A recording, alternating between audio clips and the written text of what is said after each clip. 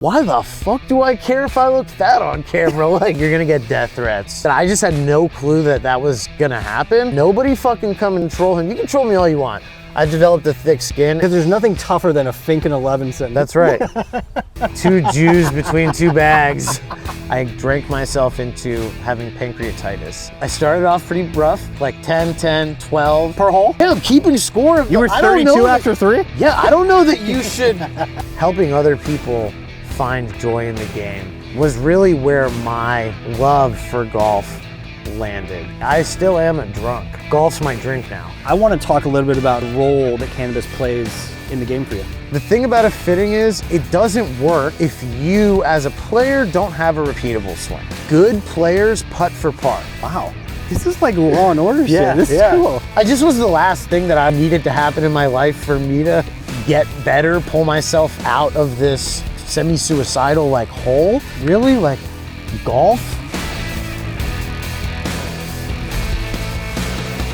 This is Between Two Bags. I'm Aaron, the content creator behind Bogeys Putt, and today my guest is Dave Fink, and we're just going to talk about golf between two bags. Dave, nice to meet you. Thanks for having me. No, thanks for being here. I appreciate it. So Dave, I first learned about you watching Breaking Cabo with the Random Golf Club. How in the world did that all come about, and how did that happen? Yeah, that was an insane experience, once in a lifetime type of experience. I met a guy, Landon. One day he just asked me, do you have a passport? And I was like, I do, where are we going?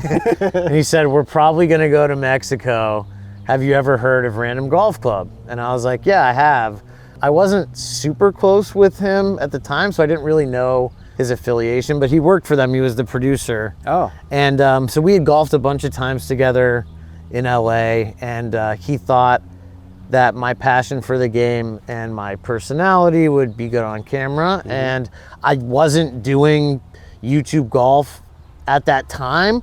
I had been releasing some golf tips on my page, but I was a little intimidated for sure because I had never played golf on camera before. I was gonna ask you. No, I had never done that before. And so I was like, how bad could it be? Not understanding that, at least with them, it's like 6, 7 cameras, a bunch of producers, like it's a whole thing. And then I wasn't prepared for, I have played in a bunch of tournaments. So I was used to serious like type golf, but not talking to the camera, getting set, like hold for camera. I didn't even think of all the cameras and it getting in the way of your tempo and your pre-shot routine, like all of that stuff just sounds completely interrupted. Playing tournament golf is way different, right, than regular golf because there's so much pressure. Playing golf on camera is even 10 times worse. It just brings up so many negative, weird thoughts that you might not even know that you were thinking about yourself. Yeah. Like, what if I top this? What if I, and I never think about that on my own, but playing on camera, we like to say it adds 10 shots or more to your actual score. It also adds 10 pounds. The camera does. I know, you are super thin today, by the way. I'm wearing baggy clothes. I'm actually not super thin. That's the other thing is you start thinking about like, do I look fat on camera? And you're like, why the fuck do I care if I look fat on camera? Like, I'm a golf instructor. Like, why the fuck does that matter? Dude, that whole experience, like, it definitely inspired me to start taking content creation more seriously. And it helped me solidify my friendship with Landon, who is the producer, who now is one of my best friends. And I met Claire Hogel, who, at the time, it's funny, like I was intimidated to play with her because she was really good. Obviously, so good at golf and such a great swing, but also used to playing on camera. And so the whole experience was intimidating. And so I think if you're not nervous, you're not normal. Sure. I don't think I really knew what I was getting myself into either. You're gonna get death threats. Like people are gonna, try to contact your family. And like, there's just so many things that happened that were really horrible because of that. Yeah. That I just had no clue that was gonna happen. I guess that's social media, and it has such a dark side to it, which is sad, but also a great side. Like I met you. I've learned to be better at blocking out the trolls or, you know, it's not all trolls, it's negativity. It's like, and hate. It's like, it affects you. And so I hope if you fucking come for my guy, you know, I have his back. So nobody fucking come and troll him. You can troll me all you want. I've developed a thick skin and I have put on weight, so even thicker skin. But because there's nothing tougher than a Fink and 11 sentence. That's right. 2 Jews between 2 bags. Not tough at all. But no, yeah, it was. I also read a lot of the comments, and I think what bummed me out the most is that, you know, I love golf so much, but I love helping other people get better and love golf more themselves more than anything. Yeah. And like making the other people around me happy on the golf course is much more important to me than my own score. And so I was just a little bummed thinking maybe that didn't come through. Let me get a run down there. Talk to Fink about it. Fink's coming in. This is a series I did called Unsolicited Advice. Yeah, this is up. You're actually not going to try to hit a bunker shot. No. With the way they edit it, that was my only like, you know, thing that I didn't like is like, damn, now people are gonna kind of think that I'm like a dick. I'm actually pretty chill and I really only care about helping people. And so The thing that I took away from quote unquote meeting you on the show was your authenticity and how the feedback and the direction and your passion for the game, like all of that stuff came out to me very naturally. oh, awesome. Like it really did. And it's what made me follow and click like and click subscribe, you know what I mean? Oh, cool. And just from a digital perspective, I was comfortable enough to go, you know what? Yeah, I want to watch more of Dave. Because that's a big decision. Yeah, of course. It is. Yeah, it totally is. It is. And so I just want you to know, like, that's how it came off to me. People, I think, sometimes comment more when they have something bad to say, stick out more to me. So it's great to hear this stuff. The other thing Because I never hear it. But. The other thing I'll share with you too is that your hair was crazy long during that show. Yeah, I actually just cut my hair for the first time in years because I lost a bet. I lost a 9-hole match play. Wow. And I had to cut my hair. Well, at least you didn't have to shave your head. It was right before my kid was born, and I was like, look, I'm not shaving my head because I'm not gonna have pictures of me with my newborn kid. Like, Dad, what were you doing? Like, Dad, why were you American History X at my fucking birth, Jewish baby? Like, it was too far. And actually, a Jew and the guy I lost to was a Jew. Yeah, but I will tell you, if you are bald, this is what I was told, that if you're bald, your keepa stays on better. Yes, 100%. Well, you don't really need the clip. No. I'm a clip on guy. the sweat, just like pop it on the top. So I just want to change gears just Yeah. a little bit, but I want to talk a little bit about your golf journey, because you said you were a baseball player and then you Yeah. got into golf later in life. What age? How'd you get into it? Who got you into it? And let's hear that. So my dad was a golfer. His parents both played golf. He had brought me to the course a couple times, just didn't like it. As a kid, it felt like too hard, stuffy, no other kids. Yeah, I'm out. I probably was like 10. Yeah. And I remember telling him, like, don't ever bring me here again one day. And he was like, okay. And so he didn't. So I grew up and, you know, I had a bunch of knee injuries. And when I was 26, I had my last, like, super traumatic injury where I needed both knees operated on at the same time. Oh my and then I goodness. was immobile for 5 months and I had to move back in with my parents. Wow. So I was living with my parents for like 6 months, relearning how to walk. And I was really depressed at that point in my life. Yeah. Still trying to find my way and what I'm supposed to do. I was an actor. I was a bartender. I was trying to figure it out, and then I was immobile living with my parents. And so I developed a drinking problem really bad. So when I came back to LA finally and I was walking, I drank myself into having pancreatitis at age 26. Wow. So I had 2 bum knees and almost drank myself to death. I was in the hospital. That was like the low point of my life, for sure. So I had to stop skateboarding because I was a big skateboarder, blew my knees out. So I had to like break up with something that I had done my whole life that I loved. So at this point, I can't do tennis or basketball. I can't do anything with lateral motion. And then when I had gotten sick with the pancreatitis, right after that, my dad sent me some golf clubs. Really? Like golf? I just was the last thing that I was thinking I needed to happen in my life for me to get better, pull myself out of this terrible semi-suicidal like hole.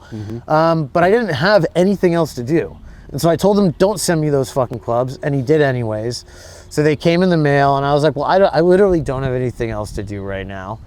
And I went to the range and I hit balls. And I was like, all right, like that was a kind of a good release, like hitting something. I hit balls like 1 or 2 times. And then I was like, all right, I'm just gonna go like play. Carrying the bag, and I teed the ball up and I hit the fairway, which was cool. And I was like, all right, first shot, like kind of straight. Got to my ball, teed the ball up again. And the guys I was with were like, what the fuck are you doing? And I was like, I don't know. Yeah. What, am I not supposed to tee it up again? And they were like, no. And I was like, all right, good to know. I'll just won't do that anymore. Is that why you take divots now? Because like you just, that was the lesson. Exactly. No, I literally had no clue what I was doing. Shot like probably 145, probably. Got your money's worth. Absolutely. But it was brutal. Yeah. And like not fun. And so, but I was like you as an athlete, I was like, there's no way it's that bad. It's just like, I'll go back and do it again. Same thing. It was like, maybe I shot the same score, like 140, whatever. And I was like, all right, so my life sucks. I want to kill myself. This is not helping. Like, this has added one more thing to make me feel like shit. I'm going to go like for a third time. And if I don't break like 120, I am never playing again. And I started off pretty rough, like 10, 10, 12. Like, Per hole? Yeah, I'm keeping score. You were 32 after 3? Yeah, I don't know that you should be picking it up. Like, I don't even understand. Yeah. I hit it that many times, dude. It took that many times to hit it. So then on the 4th hole or whatever it is at Harding, it's the first par 3, fucking hit a hole-in-one. Hole-in-one, 3rd round ever. And I'm like, that was cool. How often does that happen? And Never. I'm with, we're like, well, no, that doesn't happen. Yeah. So I tell my buddy, hey, golf is cool. Like, I just hit a hole-in-one. We should go play. So like a week later, we went to Los Feliz, and on the 2nd hole, I hit another hole-in-one.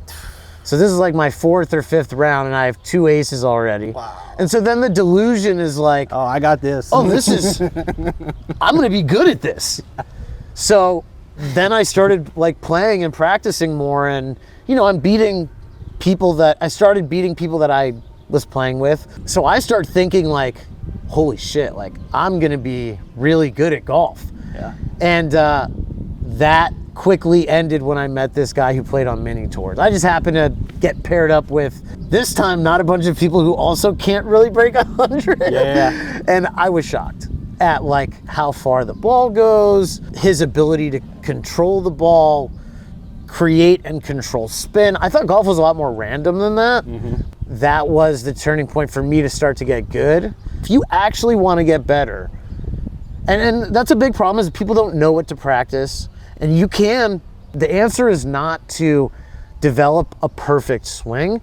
The answer is to get more information about contact and about all these things. So my golf progression was like, I started to get really good. I started to do competing and like doing these mini tour events and LA City stuff. And like, it was fun, but it was also really stressful.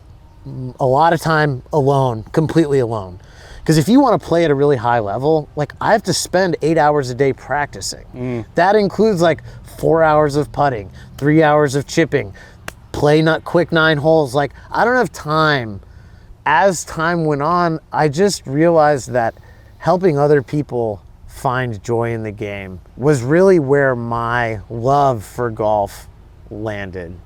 So I want to ask about the coaching and what was that influence? Yeah. How did you take all of that you just told us and turn it into simplified shit and really be able to teach somebody and get them to play better, which we all know equates to better enjoyment on the course? Yeah.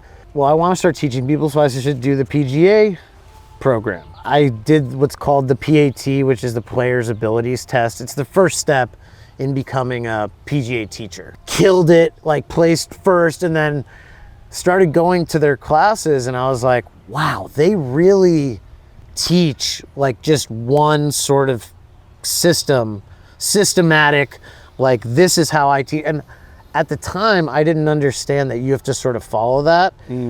Like I had taken buddies that had played for way longer than me and made them better. And here's the thing about golf. This is why I don't teach a rigid system. Everybody's like, well, what do you teach? I'm like, I teach the player. Golf is an individual game, and I think sometimes people forget that. I basically teach people the way that I wanted to be taught, which is like, show me the most important parts of golf first, which in my opinion is just how to control the ball, and then get into like crafting a perfect swing. I mean, I got so obsessed with golf. I like to say I still am a drunk, but it's just for golf. Golf's my drink now. Sure. I didn't fix addiction. I've never beat addiction. I just transferred it into like more positive things.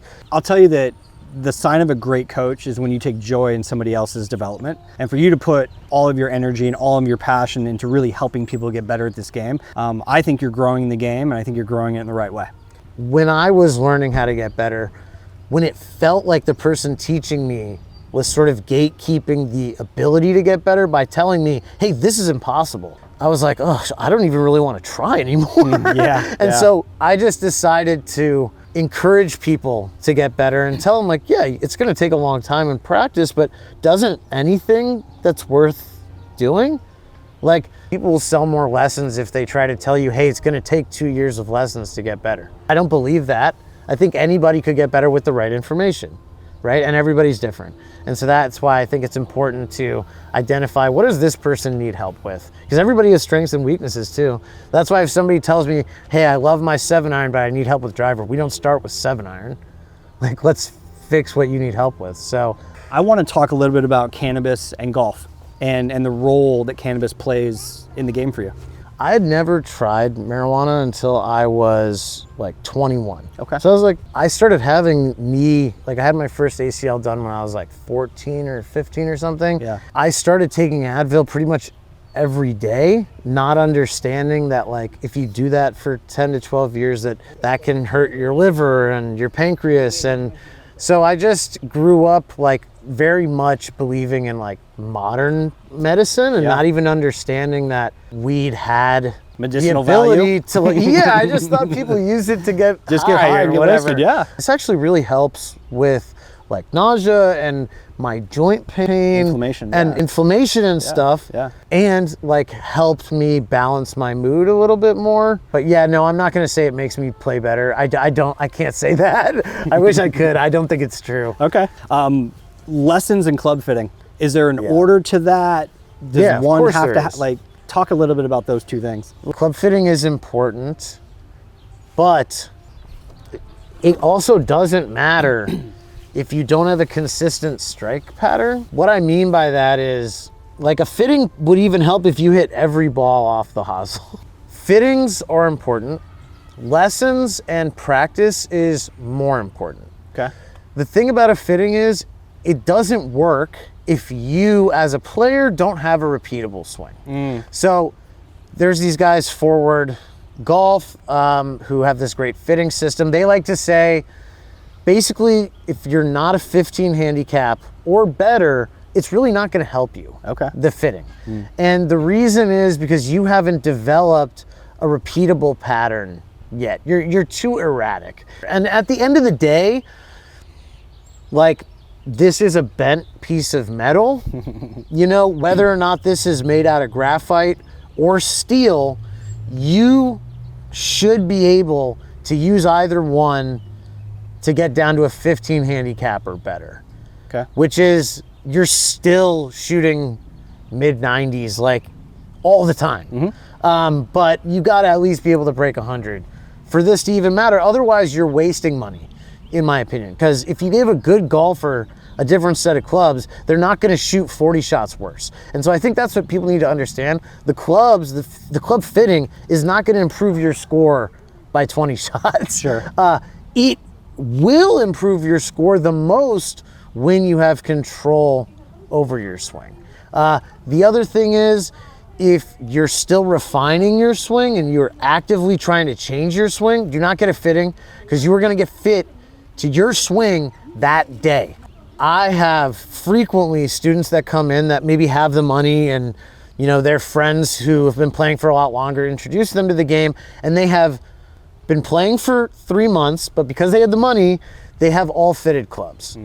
So what happens is when you are a beginner who can barely get the ball off the ground, if I was a club fitter and you came in, I'm trying to give you equipment to make the game easier for you. So I'm not gonna give you a normal flex shaft.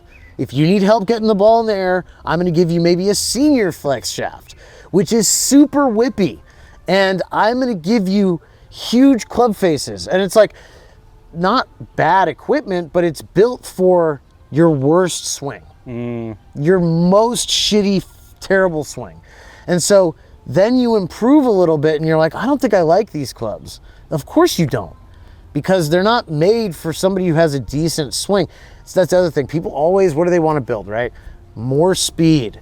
The second you get more speed, if you have clubs that are made for somebody with a club head speed of 50 miles an hour and you jump to 80, it's like you now have this expensive thing you can't use. So I just don't think it's worth it until you get better to get a fitting. And then, yeah, it can help. But here's the thing about a fitting, you gotta like what you're looking at. In my opinion, I've gotten fit for clubs that are supposedly my specs and it just doesn't work because I'm not confident looking down at it. And so looks are important. Yeah, I mean, the whole industry runs on fitting. I know that that's gonna sell more clubs. In my opinion, people's ability to get better has very little to do with a fitting. I want to talk a little bit about looking down at the club and feeling the confidence and liking what you see. Yeah. I noticed you have a lab putter in your bag. Yeah. Is that new for you? I have a bunch of different lab putters. Oh, you and do? to be honest, I switch based on how I'm feeling. For example, I play this course, Woodland Hills Country Club in the Valley. The greens are so fast and undulating. Sometimes I'll play the Link 1, which is like a blade. Okay. Because I feel like when the greens are the fastest greens I've ever played, I need to just tap the ball. And sometimes I can do that better with a smaller club head. Interesting. Otherwise, I will play the DF 2.1, which is, I mean, everybody says this is the ugliest one. It's basically the first one that they were producing. Yeah. It's the ugliest head shape for sure, but it is the most effective lie angle balance in terms of the technology. Yeah. And so I'm just not good enough to not play that, to be honest. And like, I'll switch all the time and I love trying new clubs. And because I'm not playing for money, part of what I love about golf now is trying new equipment. Yeah. I've sort of gotten to the point where it's like, I know for me to get better, it would just take hours and hours of practice because I know what I need to do. And it's not that I'm bad, but I've accepted that because of my life, I am playing to like a 2 handicap. And I'm good enough to like not practice and walk out and play to that. Would it be better if I was at my peak, which was a plus 3.5? Yeah, like I could walk out and shoot 67 and people were like, oh my God, you're a god, right? But I also spent a lot more time alone. Yeah. I didn't produce content and I wasn't teaching golf. So it's like, and I didn't have a family. Sure. So I would not trade all of those things for being that handicap again. And I've accepted that. And I've like come to terms with that. And I have plenty of fun shooting in the mid 70s, occasionally low 80s. Yeah. And once in a while going under par. And I think for most people who are playing recreational golf, which let's be honest, 99% of people are doing that. Yep. They would just be happy shooting mid 80s kind of consistently. And I feel like that's also where I differ in coaching, is I understand the plight of the average golfer. Yeah. Like, yeah, of course you want to be like Rory and shoot 65 and like, but I know that probably it's not possible for the majority of people. I'll share with you that kind of average golfer thing, like that's me, okay? I literally chose the name Bogey 2-putt because I figured early on if I could bogey and 2-putt every hole, I'd probably have a good time out there. And that has turned out to be true, by the way. The first thing I say to beginner players when we go out and do an on-course lesson is good players putt for par. It doesn't matter where I don't care if it's 120 feet away. Yep. Yeah. If your ball is somehow on the green, Yeah. putting for par, you did a lot of things correctly. Off the And tee, so approach shot. That's actually the perfect mentality to have. Instead of thinking like, I missed the fairway. What's wrong with me? I just missed the green. Yeah. Like, what's wrong with me? Like, nothing. Golf's not about that. Yeah. You're gonna have a score at the end of the day. Stop worrying so much about what every single shot means, Yeah. because really nothing. It's all of the shots. I have to stop you Yeah. because there was a lesson that you gave that I saw online around using your 60 degree and using your lob wedge. And for about a year of me actually having that club in my bag, I didn't use it. I was afraid of it. Right. I didn't know what to do with it. I swear it was brand new. I had a 54 and a 60 Vokey SM9. Okay? Yeah. You did a lesson on using your lob wedge, and I was like, you know what? I'm gonna go out to Los Verdes and I'm gonna go chip and look at the ocean and just see if I can use this thing. And I remember I posted and I was just dropping little dots all around the hole within I think I 3 or remember 4 that, feet. yeah. And you were like, fuck yeah, dude. Like, yeah. And I remember like I felt like I had this like virtual cheerleader coach, and it felt good to get some affirmation, especially from you because you're a really good golfer. And I think you're an excellent coach, by the way, because it's relatable content. And so the thing about what you just said though, about like your tee shot was good, but your approach shot wasn't, and you missed the green, blah, blah, blah. The thing that's happening for me now is that I'll miss the green, pull out my 60, drop it within 5 feet, and listen, even if I 2-putt it, I still had a good hole and I'm moving on with good vibes. Yeah. And so I think that next shot mentality is really important to me, flushing the bad stuff. And I think that's a baseball kind of thing. But I just want you to know that like when I miss that green and I pull that 60 out and I still drop it close and I'm 1-putting a lot of times now, like it's such improvement. It really allows me to enjoy the game more now. Yeah. Knowing that I'm not defeated. I'm glad that you sort of took that from the lessons. The tips about how to use your wedge, but Yeah. B, mentally how to approach the game of like, hey, I just made a bogey. Awesome, let's go kick ass the next hole. When I first started playing golf, and this is before golf social media and stuff, and trying to get better, I didn't see that very much. And because everybody takes the game so seriously, and I'm not saying I don't give a shit. Of course I care because I love it. Yeah. But what I didn't see was almost like taking a bad break and using it as momentum. There was so much like, you know, you miss a short putt and nobody says anything. And it's like quiet. Like, and you feel bad. Yeah. And then Yeah. your next tee shot's out of bounds and again, nobody says anything. It's like, I learned as I was playing to be more of like a traditional athlete where it's like you strike out and somebody's like, Get him next time. get him next time. Hey, Yeah. keep your, we got to still go out there and play some defense. So like, and you just you switch the gears a little bit. Yeah. And I felt like that was kind of missing in golf. And so the more that I sort of brought my mentality from skateboarding, falling and getting up and baseball, like the more that I brought those in and meshed them with golf, the better I started to get. And there was definitely a point where I took it way too seriously and like dressed up every time I even went to hit balls or putt. I'd have my spikes on. It was like, it was way too much. Yeah. And I wasn't getting better. And it wasn't until I found more of a balance where I'm like, but I wasn't like that with skating. Sure. Who do I think I am now? Like with all these polos and like buttoned all the way up. And so it's like golf is funny like that. It'll do things to you, but the more you can be yourself and the more comfortable you can be in accepting things for what they are, the better you will get. And it's a skill. It's a skill to learn how to sort of be yourself. And so I try to help people feel comfortable with finding that for themselves. I'm very open that I don't coach people for the most part who are trying to make a living out of competing at golf. Sure. And so why wouldn't I keep it fun for the 99% of people that want to improve but are never going to play on tour? And so it's like I sort of know my place, and there's a place for being really super serious if you want to take it that serious. And there's lots of golf coaches in the world. And so at a certain point I just was like, that's not what I'm about. And I'm going to like stay in my lane and know my place and just sort of Simplify shit. and like because that is what most people need to do. Is there an update at all that you could share about Free the Tea and where are we today? I don't think that I can go there. They told me not to talk about it. So let's not go there. Yeah, let's just skip it for now. Okay. Wow. This is like Law and Order shit. This is cool. Yeah, it's cool. Eventually I'll be able to talk about it. But No, it's not totally right now. fine. Yeah.